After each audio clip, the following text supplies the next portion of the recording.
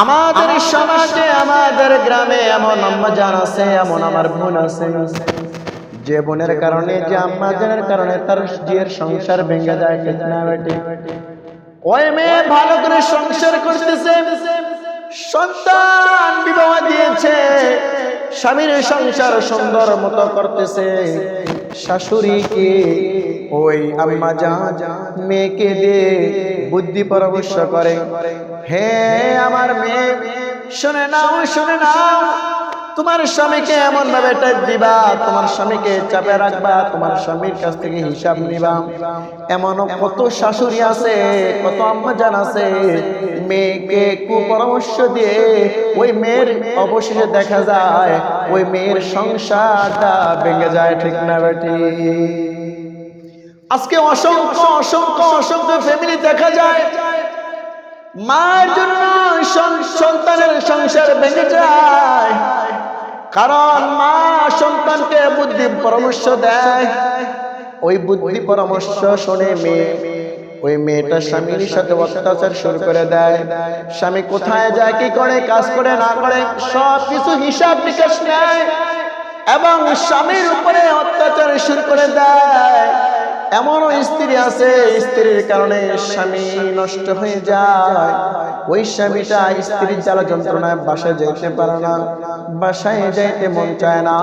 এই জন্য স্বামী বাসায় না গিয়ে বাহিরে থাকে, বাইরে আড্ডা পাড্ডা ঘোরাফেরা করে, কিন্তু নামাজও যায় না।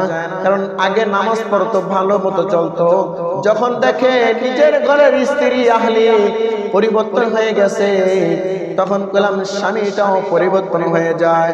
এই জন্য আমার আম্মাজানকে বলবো, হে আমার আম্মাজান, আবিদপুরের গ্রামবাসীদেরকে বলে যায়, হে আমার আম্মাজান, আপনি যে আপনার মেয়েটাকে বিবাহ দিয়েছেন, আপনি তো জেনে শুনে দিয়েছেন, কিন্তু অনেক আম্মাজান আছে দুইটা সন্তান যদি হয়, ওই দুইটা সন্তানকে যদি দুই জায়গায় বিবাহ দেয়, একটা স্বামী যদি গরিব হয়, আরেকটা স্বামী যদি ধনী হয়, তাহলে তাকে সব সময় ছোট নজরে দেখে, তাকে সব সময় অপমান করা হয়, বলে তার ঘর নাই, বাড়ি নাই।